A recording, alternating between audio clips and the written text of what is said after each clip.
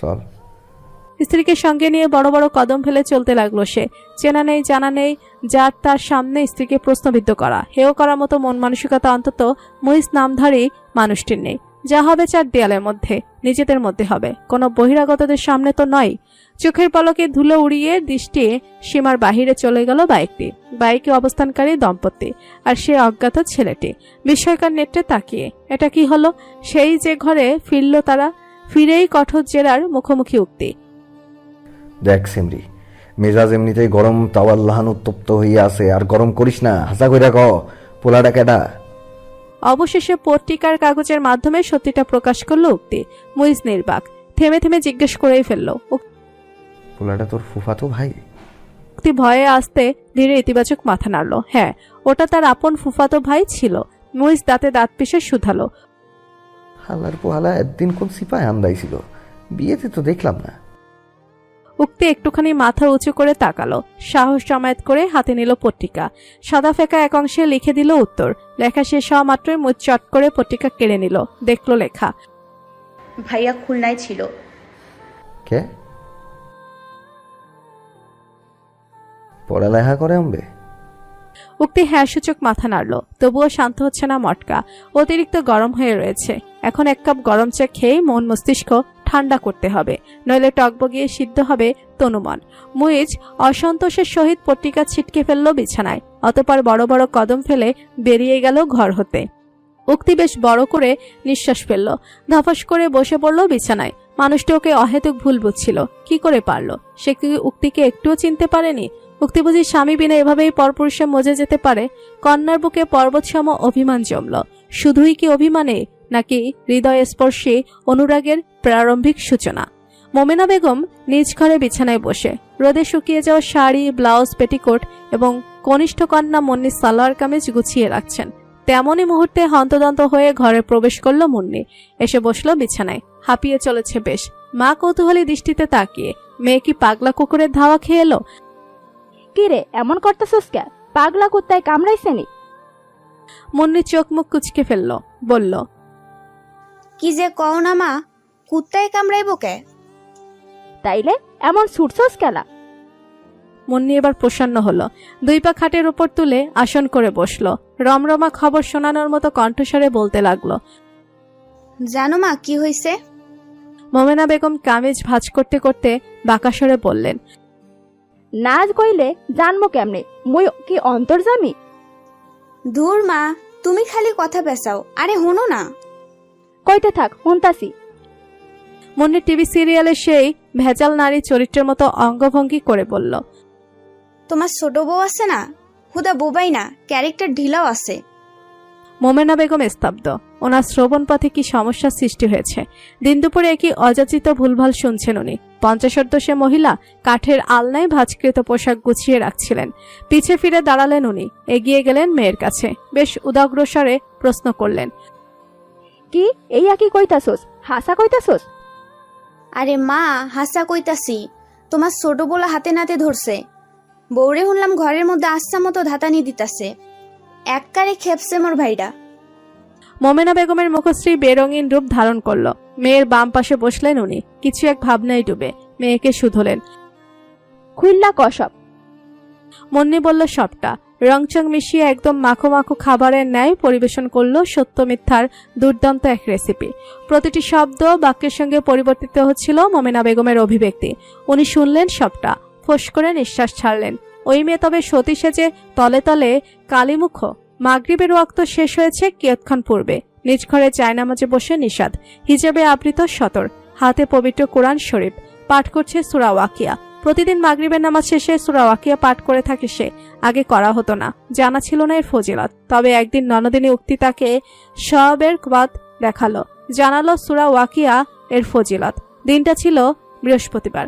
মাগরিবের নামাজ সমাপ্ত করে নিশাত একাকী সময় পার করছিল, তাই ভাবলো ঘুরে আসা যাক ননদের ঘর হতে। যেইভাবে সেই কাজ। নিশাত হাঁটতে হাঁটতে পৌঁছে গেল উক্তির ঘরে। ঘরে প্রবেশ করেই জোড়ালো নয়ন। শুভ্রময়ী এক মুখ কন্যা বসে যায় নামাজে, হাতে বড় যতন করে ধরে রাখা পবিত্র কোরআন মাজিদ। নিঃশব্দে ঠোঁট নাড়িয়ে নাড়িয়ে পড়ছে সে। শুভ্র ঈষৎ গোলাপি রঙের মিশেলে তৈরি হেজাবটি গৌরবর্ণের ত্বকে বেশ মানিয়েছে। সদ্য প্রস্ফুটিত পুষ্পের ন্যায় নির্মল সতেজ লাগছিল উক্তি নামক রমণীকে। নিশাত মুগ্ধ চোখে ঘরে প্রবেশ করল, বসল বিছানায়। অপেক্ষায় কোরআন তেলাওয়াত সমাপ্ত হবার কিছুটা সময় অতিবাহিত হলো। কোরআন তেলাওয়াত সমাপ্ত হলো।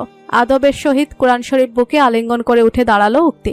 নির্দিষ্ট স্থানে এক সেলফের তাকে রাখলো স্রষ্টার দেয়া সর্বোত্তম ও পবিত্র কোরআন শরীফ।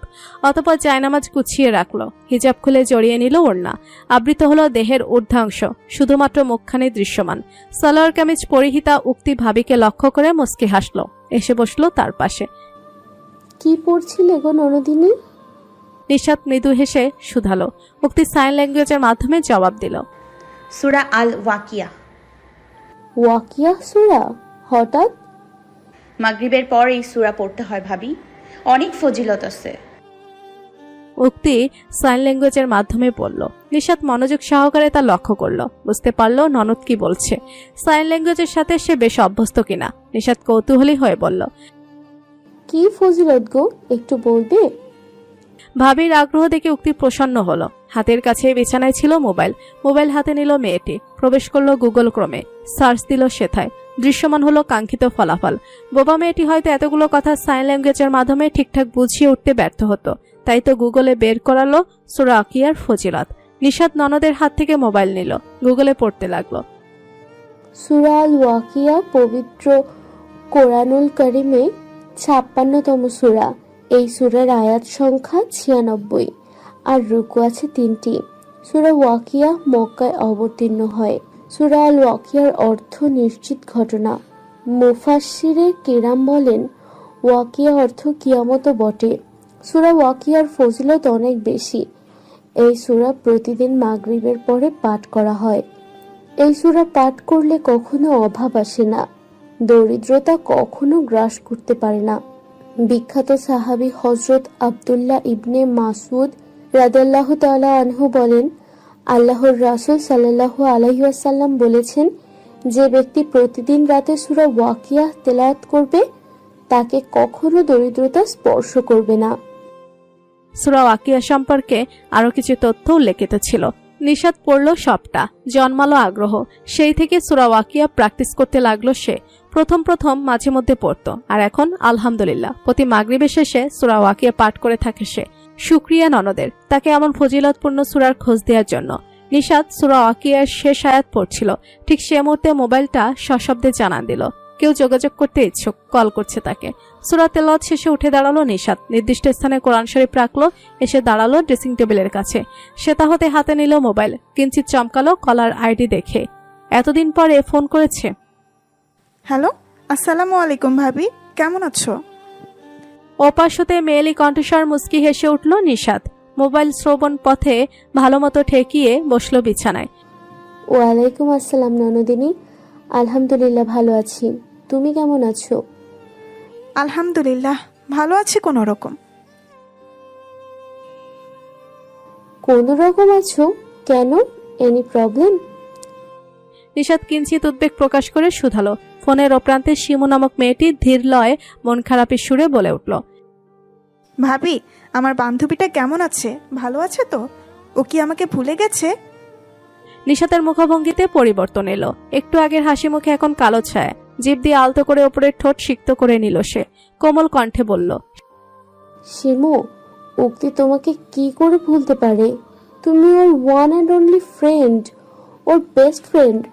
বাইরের জগতে ওর একমাত্র আপনজন তো তুমিই ছিলে। তোমাকেও ভুলতে পারে বলো?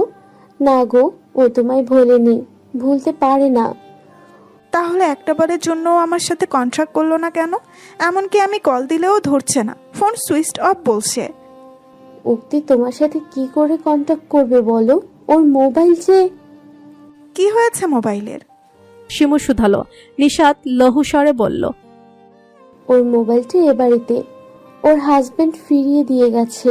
ওর কাছে এই মুহূর্তে কোনো পার্সোনাল মোবাইল নেই। কি? মোবাইল ফিরিয়ে দিয়ে গেছে? কিন্তু কেন?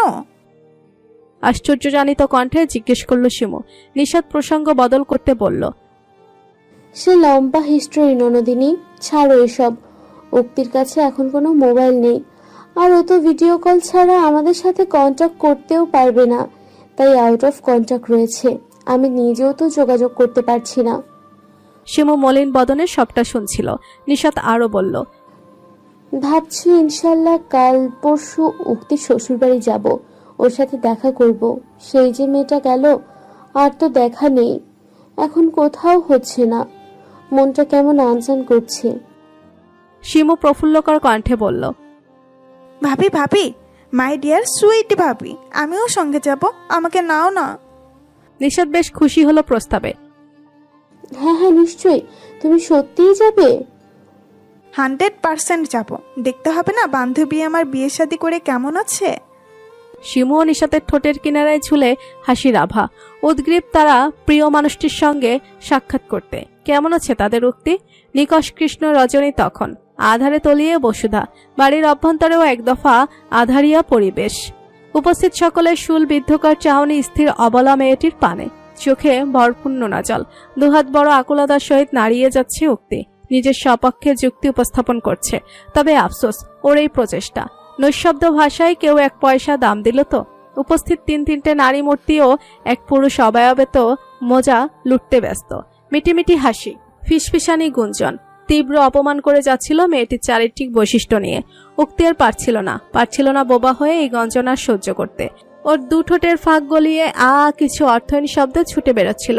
নিজের নির্বাক ভাষায় উক্তি চিৎকার করে বলতে চাইছিল, আমি চরিত্রহীন নই, আপনারা দয়া করে আর মিথ্যে অপবাদ দিয়েন না প্লিজ। দুর্ভাগ্যজনকভাবে ওর এই আকুলতা হাহাকার কারোর মন ছিল না। মোমেনা বেগম জান্নাত মুন্নি ভৎসনা চোখে তাকিয়ে বাঁকা হাসছিল মারুফ। তাদের হাসির খোরাক হয়ে দাঁড়িয়ে অসহায় উক্তি, লাল টুকটুকে চোখের শুভ্র অংশ। তখনই ন্যায়ের সাপেক্ষে জোরদার খুঁটি স্বরূপ আগমন হলো মুইজ হাসানের। বিগত দিনের তুলনায় আজ বেশ তাড়াতাড়ি ফিরেছে সে। কাজের চাপ কম ছিল, মনটা কেমন বিক্ষিপ্ত, কিছুই ভালো লাগছিল না। ফেরার পথে কি এক খালি খালি লাগছিল। বারবার মানুষপটে ভেসে উঠছিল আজ সকালে সেই অপ্রত্যাশিত দৃশ্য। কোনো পুরুষের সঙ্গে তার সহধর্মিনীর হাস্যোজ্জ্বল আলাপন। অসহ্য লাগছিল মুইজের, গরমে ফেটে যাচ্ছিল দেহাবয়ব। তাই তো ফিরে এলো, কিন্তু এসে কি দেখছে সে? অত্যন্ত করুণ অবস্থা তার একান্ত রমণীর। কান্নার ফলে ফুলো চোখমুখ, দুহাত নাড়িয়ে চাড়িয়ে তখন নিজেকে নির্দোষ প্রমাণ করতে ব্যস্ত। মুইজ ভাবতে পারছিল না, দেখতে পারছিল না এ মর্মান্তিক দৃশ্য। তার অবর্তমানে কি ঘটে গিয়েছে, কেন এমন করে কাছে তার নৈশব্দ উক্তি। মুইজ ত্রস্ত পায়ে ছুটে গেল, গিয়ে দাঁড়ালো স্ত্রীর একদম ডান পাশেই। বড় হাটটির থাবা গেঁথে বসলো উক্তির কম্পনরত কাঁধে। কান্নায় জর্জরিত উক্তি কেঁপে উঠল, আতকে উঠল সত্তা। ভীতিকর নজর মেলে তাকালো ডানে, চোখের মনিতে আবদ্ধ হলো স্বামীর উদ্বেগ মাখা চেহারা। কি হয়েছে বউ? উক্তি কিচ্ছু শুনতে পেল না, ওর শ্রবণ পথ তখন অবরুদ্ধ। শুধু দেখতে পেল স্বামীর অধরোষ্ঠের হালকা নড়চড়। ধীরে ধীরে 2 অক্ষী পর্দায় তমসা ছেয়ে গেল। ভারশূন্য দেহ, অক্ষম হয়ে পড়ছিল হাত পা। মাথার ভেতরে সহস্র গুণ শক্তিশালী শব্দের তেজ। আর পারল না। অতিরিক্ত ক্রন্দন, অসহায়ত্ব, আকুলতার দরুণ ভারসাম্য হারিয়ে ফেলল মেয়েটি। লহমায় ওর কোমল দেহটি ভর হারালো, লুকিয়ে পড়ল পেছন ভাগে। চোখের পলকে প্রতিক্রিয়া ব্যক্ত করল মুইজ। তার অগ্রগামী বাম হাতের মাঝে ঠাঁই নিল স্ত্রীর দেহের ঊর্ধ্বাংশ। অচেতন মেয়েটি তখন লুটিয়ে স্বামীর বাহুতে, একদম নিষ্পাপ, নির্ভার, নিষ্ক্রিয়, নিষ্কলুষ রূপে। পরিবারের সদস্যদের চোখে মুখে আতঙ্কের রেশ।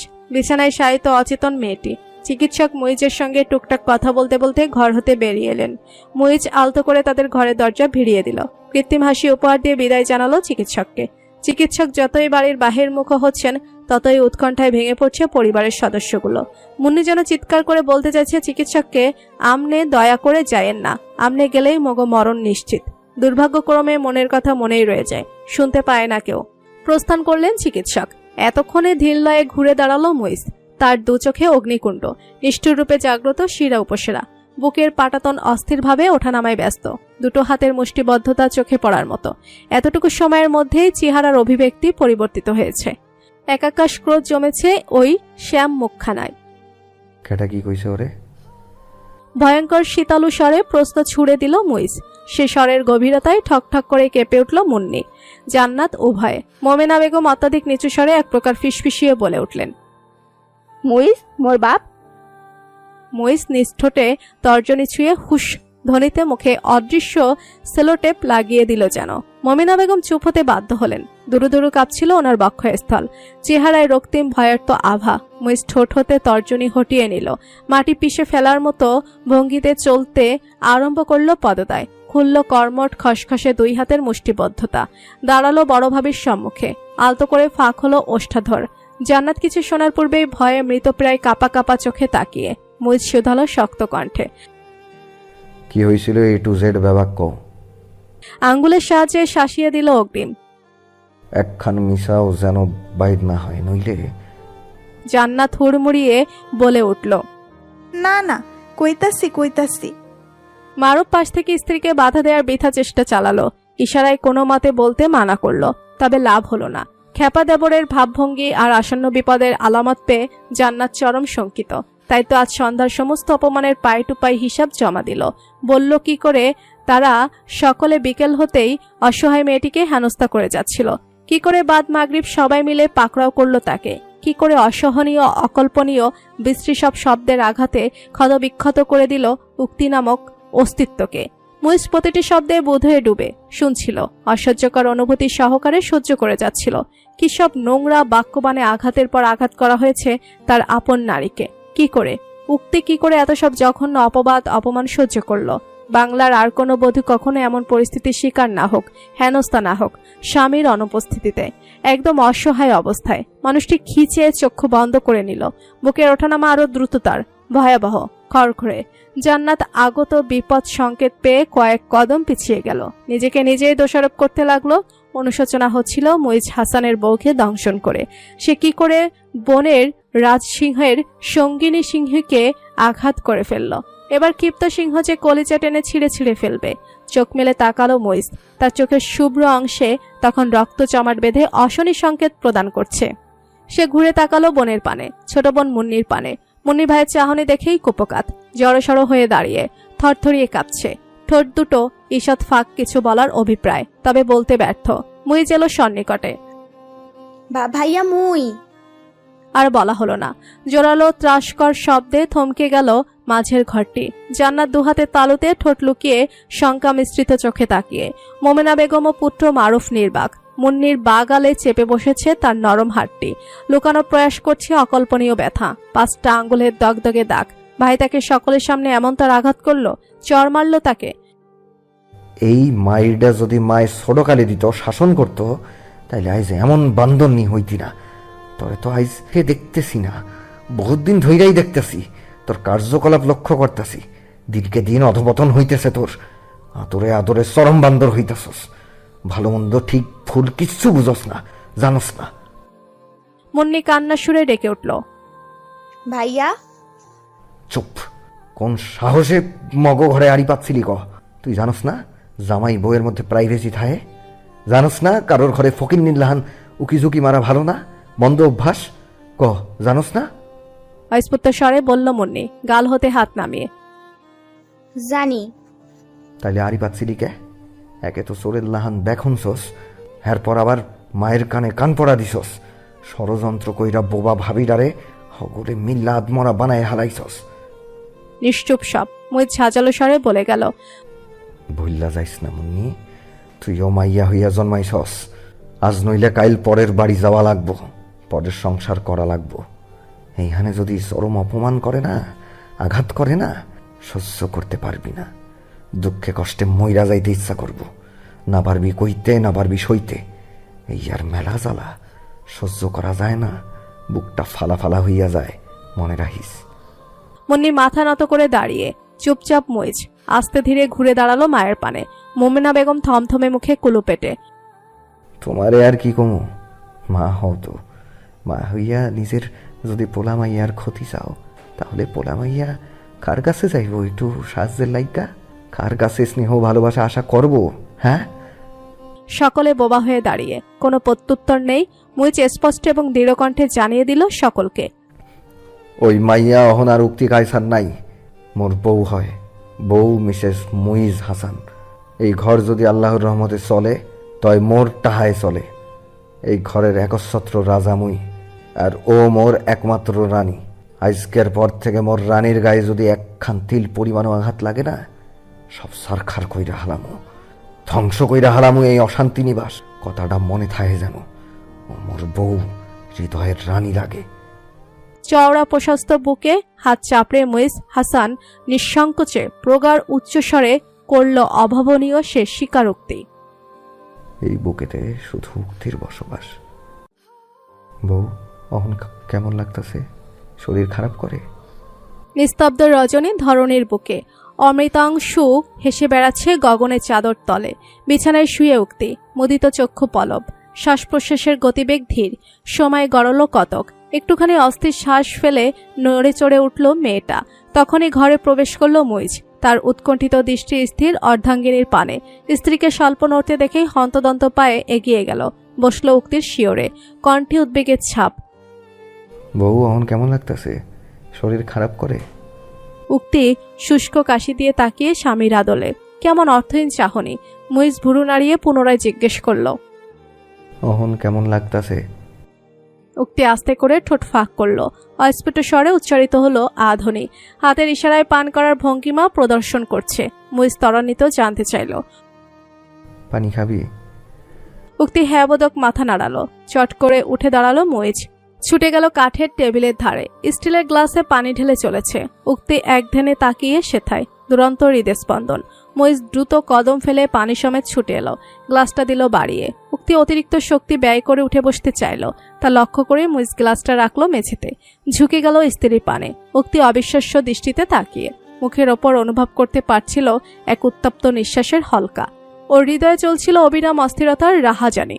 মুইজের পুরুষালী হাতটি যখন ওর পিঠের ত্বকে স্থাপিত হলো, তখন এক মুহূর্তের জন্য কেঁপে উঠল মেয়েলি সত্তা।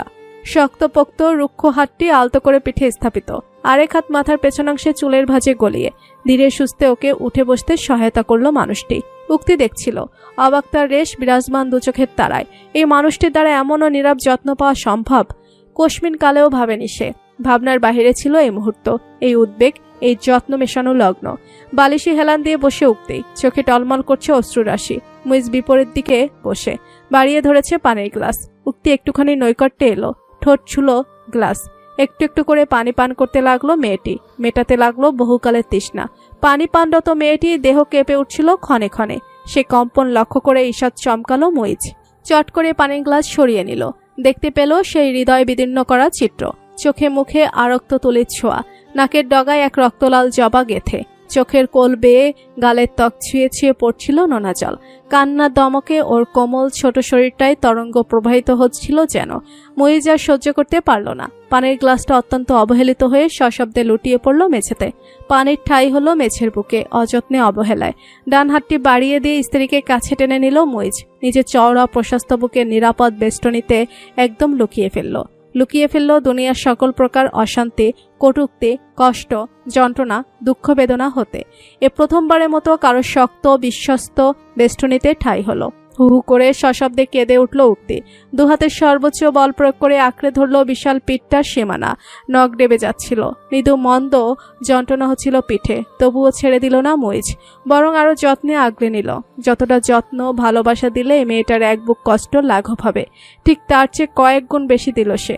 মনে মনে আজ প্রতিজ্ঞাবদ্ধ হলো, দুঃখের শেষে ঠোঁটের কোলে সুখের এক ফালি হাসি ফুটুক, তার একান্ত নারীটি সকল যন্ত্রণার অভেদ্য উপশম হয়ে উঠুক। স্ত্রীর কপালের ঠিক মধ্যিখানে ঠোঁটের কারুকার্য অঙ্কন করে দিল মুইজ। পৌরুষালী ঈষৎ কালচে ঠোঁট দুটো অত্যন্ত মোলায়েম রূপে শুষে যাচ্ছিল স্ত্রীর সকল মনোবেদনা, পীড়াদায়ক অস্বস্তি। দুহাতের শান্তিপ্রবণ আলিঙ্গনে অশ্রু ভুলতে বাধ্য হল রমণী। আস্তে ধীরে রেশ পেল ক্রন্দন, তবুও অপার সুখের সাগরে ভেসে সে। আলিঙ্গনাবদ্ধ হাত দুটোর বেড়াজাল ছিন্ন করে বেরিয়ে এলো না, বরং সকল আড়ষ্টতা সংকোচ বলি দিয়ে চুপটি করে মিশে আপন মানুষটির বুকে। সেথায় লুকিয়ে যে এক অনাবিল সুখের তোটেনি। ঘড়ির কাঁটা তখন 12র কাছাকাছি পৌঁছেছে। বিছানায় পাশাপাশি দুজনে একে অপরে মুখোমুখি হয়ে শুয়ে, উক্তির দৃষ্টিনত। মুইজ স্বস্তির চোখে তাকিয়ে মৃদুস্বরে প্রথম কথাটা বলল সেই, বিয়া শাদির প্রতি কখনোই অত আগ্রহ ছিল না। সাইর পাশে মাইয়া মানুষের যত রঙলীলা দেখি মন হইতে গেছিল গা। মাইয়া মানেই প্যারা, অশান্তি একসের। উক্তি আস্তে করে চোখ তুলে তাকালো। সে শুনছে, স্বামীর মুখনিসৃত প্রতিটি শব্দে বাক্যে খুঁজে পাচ্ছে কৌতূহল। তবুও বেড়া মানুষ তো, আল্লাহ প্রদত্ত সুখকর একাকিত্ব অনুভূতি হইত। বেলা শেষে রাইতের অন্ধকারে একখান নরম কোমল হাতের যত্ন পাইতে মনটা আনসান করত, আকুপাকু করতো কারোর নিঃস্বার্থ ভালোবাসা পাওনের লাইগা। জানোস, মুই অগল সময় চাইতাম মোর বউ গুণবতী হইব, মেলা প্রতিবাদী, ন্যায়ের পথিক হইব। মোল্লাহান শ্যামলা কালা হইলেও সমস্যা নাই, তয় ওরে ভালো মনের হইতে হইব। আল্লাহর ধারে লাখ লাখ শুক্রিয়া ওর মনের বাসনা পূরণ করণের লাইগা। উক্তি কোমল চাহনিতে তাকিয়ে মনে প্রভাবিত হচ্ছে একটা সুখের মোহনা। স্বামী মানুষটির শুকরিয়া আদায় করছে তাকে স্ত্রী হিসেবে পেয়ে। সে কারো শুকরিয়ার কারণ হতে পারে, এও সম্ভব। এক জীবনে দেখাচ্ছিল। মুই একটু মিশা কইতাছি না, তুই মাইয়াটা ভালো আসস। মানুষ চিনতে এই মহিষ মেলা উস্তাদ। আলহামদুলিল্লাহ, সহজে ভুল করে না। তোরেও চিনছি, তোর মনটা একেবারে নদীর স্বচ্ছ পানির লাহান। একটু বেশি সরল তুই, নরম মনের। আজকের দুনিয়ায় ভালার ভাত নাই রে বউ। শক্ত হবি, অন্যায়ের থোবড়া বাড়াইয়া থাবড়া দিবি, তাইলেই বাঁচতে পারবি, মাটি আঁকড়ায় থাকতে পারবি। যত নরম তত বেশি দুঃখ, কষ্ট, যন্ত্রণা। এতটুকু মনোভাব পোষণ করে মইজ মধ্যকার দূরত্ব মেটালো। নিঃসংকোচে ডান হাতটি রাখলো স্ত্রী গালের কোমল ত্বকে। চোখে চোখ রেখে নিঝুম কণ্ঠে বলল, মুই কখনোই চাই না মোর বউ পরের লাথি উষ্টা খাইয়া বাসুক। চাই না মোর অনুপস্থিতিতে কেউ হারে মৌখিক আঘাত করুক। তুই শেরনি, এই মইজের অপরাজেয় শেরনি, ঝলসানো রূপের অধিকারিণী, এক অপরিচিতা। কিরে বউ, বল, হবি না আমার অপরাজিতা? ঝরঝর করে কেঁদে উঠল উক্তি। বিনা দ্বিধায় একটুও বিলম্ব না করে ঝাঁপিয়ে পড়ল স্বামীর বুকে। দুহাতে খামছে ধরল পিঠ, বুকের ঠিক বা পাশে গুজে দিল মুখ। একটুখানি নির্ভরতা, যত্ন, ভালোবাসার কাঙাল মেয়েটি চিরকাল ব্যাপী চাইল এ বুকেতেই ঠাই। মুইজও আবেশে সিক্ত হয়ে আগলে নিল সঙ্গিনীকে। কপালের কার্নিশে ছুঁয়ে রাখলো অধর। তবে কি ঘুষল অভাগিনীর চির দুর্ভাগ্য। নতুন এক উজ্জ্বল দিনের সূচনা। চনমনে ফুরফুরে মেজাজে ঘুম ভাঙল কন্যার। ঠোঁটের কোণে লুকিয়ে ছোট্ট করে হাসি। সমস্ত কাজকর্ম বেশ খোশ মেজাজেই সম্পাদন করছে সে। বিছানার চাদর উড়ু উড়ু রূপে ঠিকঠাক ভঙ্গিতে সজ্জিত হচ্ছে। গুছিয়ে ফেলছে আলনা। সমস্ত কাপড় ভাঁজ ভাঁজ করে রাখছে সেথায়। টেবিলে থাকা টুকিটাকি কাগজপত্র, পত্রিকা, কলম প্রমুখ ফিটফাট করে রাখছে। ঠোঁটে তখনও ঝুলে খুশির প্রলেপ। ঠিক সে মুহূর্তে ঘরে প্রবেশ করল হাসান সাহেব। গোসল সেরে উদম দেহে ঘরে এলো সে। দুরন্ত হাত লিপ্ত গামছার মাধ্যমে চুল হতে জলকণা শুষে নিতে। ঘরে প্রবেশ করে এক প্রফুল্লতার আভাস পেল সে। চঞ্চল হলো চোখের তারা, মরিয়ে হলো খুঁজে পেতে সঙ্গিনীকে। বামে তাকাতেই মইজে দৃষ্টিগোচর হলো সহধর্মিনীর খুশিময় অবয়ব। উক্তিও ঠিক সে মুহূর্তে ঘুরে তাকালো। চোখের ক্যানভাসে বন্দী হলো একজোড়া মুগ্ধকর চোখ। কিয়ৎক্ষণ বাদেই সলজ্জ হেসে দৃষ্টি নামিয়ে নিল মেয়েটি। শিরশিরানি মিষ্টি অনুভূতি ছেয়ে রন্ধ্রে রন্ধ্রে। মুইজ মুস্কি হেসে অবাধ্য চোখ দুটোকে বসে আনলো, সরিয়ে নিল দৃষ্টি। চক্ষু স্থির হলো বিছানায় পরিপাটি রূপে রাখা জলপাই বর্ণের শার্ট, কৃষ্ণকালো প্যান্ট, শুভ্র রঙা স্যান্ডো গেঞ্জি, কালো রঙের মোজা দুটোয়। মানুষটির হৃদ গহ্বরে তখন অবর্ণনীয় খুশির ঝলকানি। এমন নীরবে নিঃশব্দ কারো সামান্য একটু করো যত্ন নিয়ে মন জয় করা যায়। মুইজ স্বল্প ঘুরে তাকালো স্ত্রী পানে। শব্দহীন উক্তি তখন স্বামীর জন্য বোতলে পানি ভরতে ব্যস্ত। অপরাহ্ন প্রহরে মিঠা রোদ্দুরের আহ্লাদি ছোঁয়া। মাঝের ঘরটিতে মোড়ায় বসে উক্তি পালং শাক বেছে চলেছে। বেছে বেছে রাখছে এক প্লাস্টিকের ক্ষুদ্র ঝাঁপিতে। জানালা গলিয়ে প্রবেশ করছে সোনারোদ। ছুঁয়ে কোমলমতির দেহ পল্লব। স্বর্ণালী লাগছে তাকে। মনোমুগ্ধকর সৌন্দর্যের একটুখানি জীবন্ত আভা। ব্যস্ত উক্তি। খানিক বাদে দরজায় কড়া নাড়ার শব্দ। প্রথমবার উক্তি তেমন গুরুত্ব দিল না। দ্বিতীয়বারের মতো কড়া নাড়ল কেউ। এবার উঠে দাঁড়ালো উক্তি। দুহাত ছেড়ে হাঁটতে লাগলো। পৌঁছালো দরজায়। নিজ নির্বাক ভাষায় আশূচক শব্দ করে শুধালো, কে এসেছে? ওপাশ হতে এলো অপ্রত্যাশিত জবাব। তৎক্ষণাৎ খুশির ফোয়ারা বয়ে গেল উক্তির অধরষ্ঠে। দরজা খুলল মেয়েটি। দৃশ্যমান হলো দুই আপনজনের মুখশ্রী, তার ভাবি এবং একমাত্র সহচর শিমু। উক্তি সাইন ল্যাঙ্গুয়েজের মাধ্যমে হাস্যোজ্জ্বল বদনে সালাম দিল। আসসালামু আলাইকুম। ওয়ালাইকুম আসসালাম ননদিনী, কেমন আছো? আদরে আলিঙ্গনে আবদ্ধ করে হালচাল শুধালো নিশাত। আবেগ আপ্লুত হয়ে পড়ছে মুখ মেয়েটি। আ আ ধ্বনি প্রকাশিত হতে লাগলো ঠোঁটের ফাঁক গলিয়ে। নিশাত অনুভব করতে পারল ননদের মানসিক অবস্থা। প্রিয় বান্ধবীকে চোখের পানি ফেলতে দেখে শিমু নিজেও আবেগাপ্লুত হয়ে পড়ছে। সেও ভাবির সমেত আলিঙ্গন করে ফেলল বান্ধবীকে। তিন নারী সে এক হৃদয় স্পর্শী আলিঙ্গনাবদ্ধ মুহূর্ত। কিছুটা সময় সেভাবেই পেরোলো। প্রথমে সরে গেল শিমু, দুহাতের পিঠে মুছে নিল অশ্রুজল, অকৃত্রিম হাসি উপহার দিয়ে বলল, আরে আরে, আর কত কাঁদবে? এবার তো থামো। ঢাকা শহর চোখের জলে ভেসে গেল বলে, এবার তো থামো বাবা। বান্ধবীকে উদ্দেশ্য করে, এই যে উক্তি আপা, এবার তো থামেন, এত কাঁদলে শরীর খারাপ করবে যে। উক্তি আস্তে ধীরে ভাবিকে আলিঙ্গন হতে মুক্ত করল। ছাড়তে চাইছিল না মেয়েটি। এতদিন পর আপন কারোর অপ্রত্যাশিত দর্শন যে অবর্ণনীয় অব্যক্ত সুখের, তবুও ছাড়ল উক্তি। ভাবি নিষাদ আদর করে ননদের অশ্রুকণা মুছে দিল, ঠিক করে দিল আগোছালা চুল, এক ছোট্ট স্নেহের চুম্বন এঁকে দিল ললাট মাঝে। উক্তি মায়াবী হাসল। সে হাসিতে চোখ জুড়ালো বাকি দুই নারীর। শিমু সহসা মনমাতানো হাসি উপহার দিল।